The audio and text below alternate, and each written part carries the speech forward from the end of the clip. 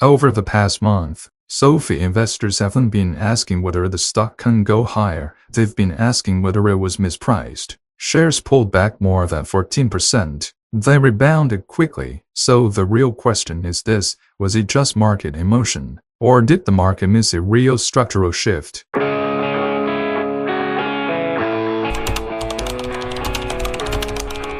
Welcome back to Stock Market Breakdown. Today we're focused on one company, SoFi. December has been easy to misread. A market pullback and equity dilution pushed the stock down on emotion, even as SoFi rolled out moves with real long-term significance. The key question is simple: is this a broken trend or an emotional mispricing? I'm not talking short-term trades today. I'm explaining why I still lean bullish on SoFi's path toward 2026.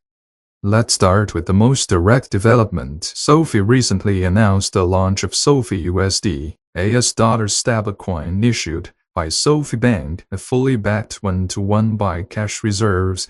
This is not a trend-chasing product. It's an infrastructure-level offering that sits directly inside SoFi's banking system. The positioning of SoFi USD is very clear. It's not designed for retail speculation. It's built for banks, fintech companies, and enterprise platforms to move money on public blockchains 24/7, with near-instant settlement and very low transaction costs. What really matters here is that SoFi is the first US nationally chartered bank to open its stablecoin infrastructure to external partners. That's a big deal, because it combines the things most players don't have at the same time: full regulatory legitimacy and the efficiency of blockchain-based settlement. SoFi USD is fully cash-backed, with reserves held directly in federal bank accounts, meaning there is no credit risk and no liquidity risk. That directly addresses the biggest concerns surrounding stablecoins today. So the key thing to understand here is this: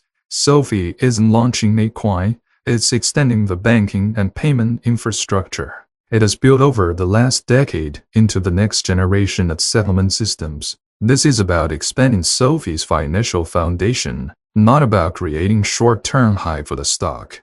When you break SoFi USD down, it's not a standalone product. It naturally integrates into multiple existing parts of SoFi's business within the SoFi Pay ecosystem. It becomes a core component for cross-border transfers and everyday payments, replacing slow and opaque settlement processes with near real-time, always-on money movement on the Galileo platform, which supports enterprise clients processing billions of transactions each year. SoFi USD can function as a compliant, auditable, and lower-cost payment rail, and in regions facing high inflation or unstable local currencies. SoFi is even planning to position SoFi USD as a dollar-denominated asset inside debit accounts or secure credit structures, offering users a way to store value more reliably. What this really signals is a shift in SoFi's identity. SoFi is moving away from being just a consumer-facing financial app and toward becoming a financial infrastructure provider.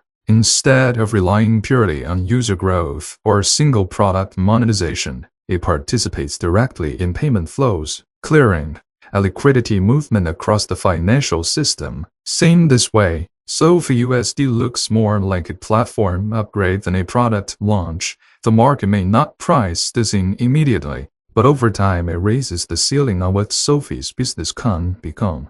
That brings us to the obvious question: if the logic is this clear, why did the stock drop more than 14%? The answer is dilution. In early December, SoFi completed a public offering that added roughly 54.5 million shares, with underwriters granted an option for an additional 8.1 million shares. When that announcement hit, the market immediately focused on dilution and sentiment turned negative. But when you actually do the math, the reaction doesn't hold up. Based on SoFi's latest filings, the total share count is around 1.2 billion. Even if you include the full allotment, the dilution comes out to just over 5%. Yet the stock fell more than 14% following the announcement. That disconnect points to emotional selling rather than rational repricing. What makes it more interesting is that the offering was priced at 27.5, while the stock now trades below the level that suggests the market may have handed long-term investors a better entry point purely due to sentiment, where roughly 5% dilution results in more than 14% downside. That's usually a sign of emotional selling, not a breakdown in fundamentals. The market sold first and asked questions later.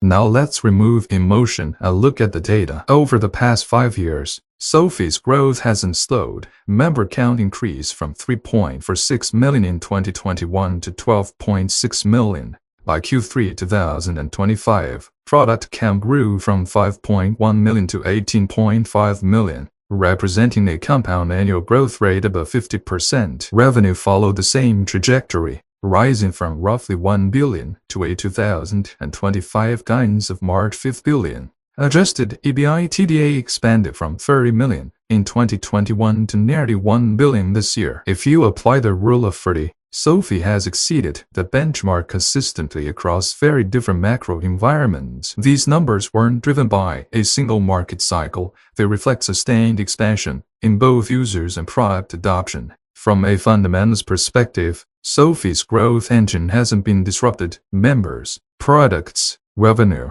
and profitability are all expanding together, which looks more like preparation for acceleration than entry into a downturn. A lot of investors fixate on one metric, SoFi's forward divided by. It looks high at first glance, but the key word there is forward, and that reference point is 2025. When you look at 2026 and 2027 consensus EPS, the multiple compresses meaningfully. Based on current estimates, SoFi trades at roughly the low 30s divided by 2027, while EPS growth is projected above 40%. Looking further out to 2030 and 2034, implied valuation drops closer to 20 or below. For a fintech company still in an expansion phase, that isn't extreme. What's more, those projections may actually be conservative. SoFi has a long track record of beating guidance and then raising it. So here's my takeaway. SoFi's recent drop looks driven by sentiment and dilution fears, not weakening fundamentals. When you connect stablecoins, payments, Galileo,